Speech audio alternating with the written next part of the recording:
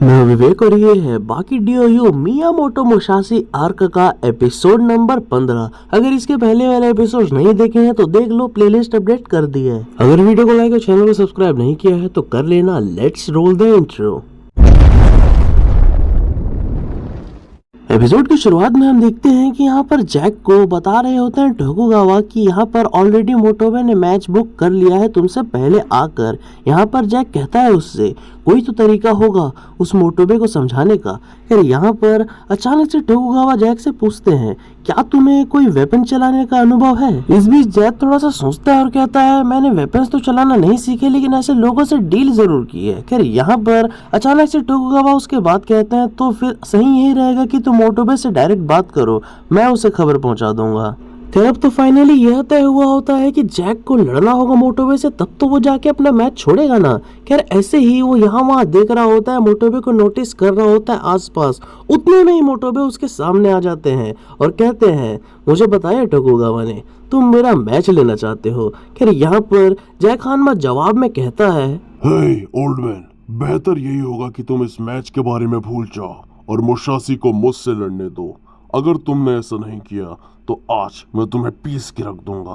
खैर यहाँ पर जैक तैयारी कर ही रहा होता है, उसी बीच अचानक से हम देखते हैं अपने इंडीमेंट को फेंक देते हैं बिल्कुल मोटोबे जैक के आंख में। एकदम से वो उसे ब्लाइंड कर देते हैं और जैक के थोड़ा विचलित होते ही अचानक से कूदकर उसके मुंह में एक किक मारते हैं जोर की। और जैसे ही वो जमीन पे आते हैं जैक को कुछ कहने का मौका मिले उससे पहले ही जैक को एक अजीब सा दर्द फील होता है। उसके पैरों में वार कर दिया होता है मोटोबे ने, एकदम लड़खड़ा जाता है। जैक एकदम घुटनों पर आ चुका होता है और इसे देखकर मोटोबे कहते हैं अपने घुटनों पर बैठने के बावजूद तुम मुझसे ज्यादा लंबे लग रहे हो। और ऐसा कहते ही अचानक से वो एकदम केक की तरह उसके माथे को काट देते हैं। एकदम प्यार से तलवार बस रखते हैं वो और लंबा कट लग जाता है। खैर इतने ही चोटों के बाद अचानक से जैक खानमा गिर जाता है और एकदम उठने के काबिल नहीं रह जाता। लेकिन जैसे तैसे करके अपने लेग्स को खड़ा करके थोड़ी हिम्मत बांध के अचानक से कूदकर दोबारा से खड़ा हो जाता है मोटोबे के सामने। अब जैक को धीरे धीरे करके एकदम गुस्सा आने लगता है। अब वो फाइनली रेडी हो जाता है आगे की कार्रवाई के लिए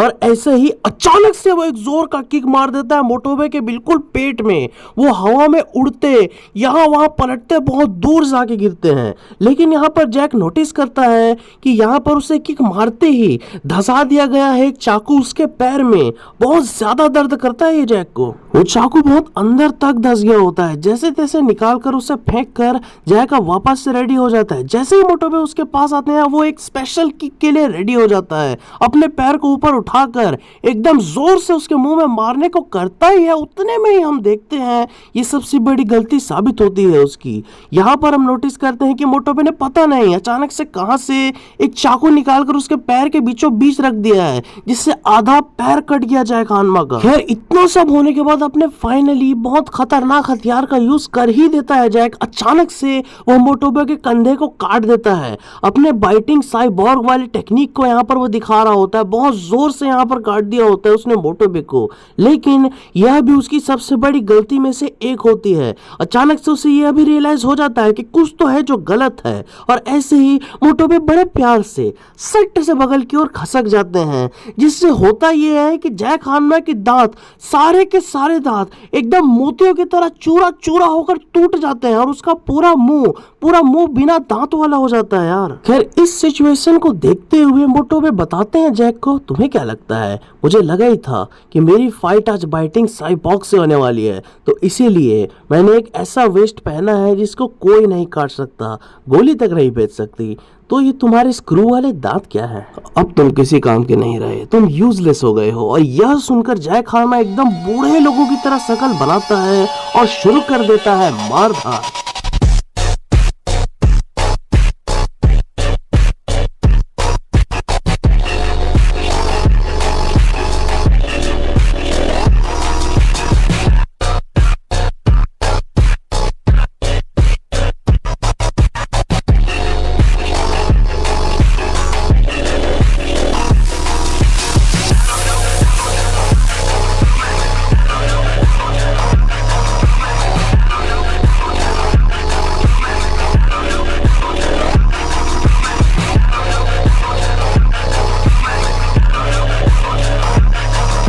मोटोबे और जैक के इस गजब के फाइट सीक्वेंस के बाद सीन चेंज होता है और अगली सुबह हम देखते हैं कि यहाँ पर एक आदमी फिशिंग कर रहा होता है। उसी बीच कोई बहुत बड़ी चीज उसके हाथ लगती है। वह सच में बहुत बड़ी होती है यार। दरअसल यहाँ पर हवा की यूनिवर्स में हर चीजें बड़ी होती हैं, तो उसी तरीके से यहाँ पर एक बहुत बड़ा मगरमच्छ होता है ये। और यहाँ पर तुरंत ही इसकी मीडिया कवरेज शुरू हो जाती है। उतने में ही अचानक से हम देखते हैं कि उस मगरमच्छ के साथ पिकल निकलता है, जो कि उसके कंधे को, उसके गले को एकदम जोर से पकड़े हुए होता है। उसका दम घोटने की कोशिश कर रहा होता है और बहुत देर लड़ने के बाद फाइनली उसका दम वो घोट देता है और पिकल इतने बड़े मगरमच्छ को हरा देता है। खैर इसके बाद वो पास ही की एक पाइप में उसे खींचकर ले जाने लगता है। उसे थोड़ी दिक्कतें जाती हैं ऐसा करने में, लेकिन फिर भी वह पूरी कोशिश करता है और एकदम खींचते हुए मगरमच्छ को एक अजीब सा शक्ल देते हुए अंदर की ओर ले जाता है। और यह चीज टीवी में देखकर मुसाशी को सहन नहीं होता, वो बीच से टीवी को ही काट देता है। एकदम से यह चीज को देखकर टोकुगावा उसे चिल्लाते हैं, कहते हैं ये बहुत महंगा 40,000 का टीवी था, ये तूने क्या किया? वह टीवी में बस उसे दिखाया जा रहा था, रियल का वो पिकल नहीं है। और वहीं दूसरी तरफ हम देखते हैं न्यूज में ये पूरी बात फैल चुकी होती है और उसी के साथ साथ पिकल यहाँ पर आराम से नाली के अंदर बैठ के उस मगरमच्छ को खा रहा होता है। मतलब बहुत ज्यादा खा लिया यार, मतलब देखो तो एकदम पतला हो गया है।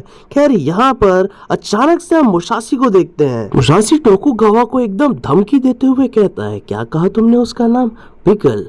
जल्द से जल्द मुझे उससे मिलवाओ, वरना बहुत ज्यादा तकलीफ हो जाएगी तुम्हें।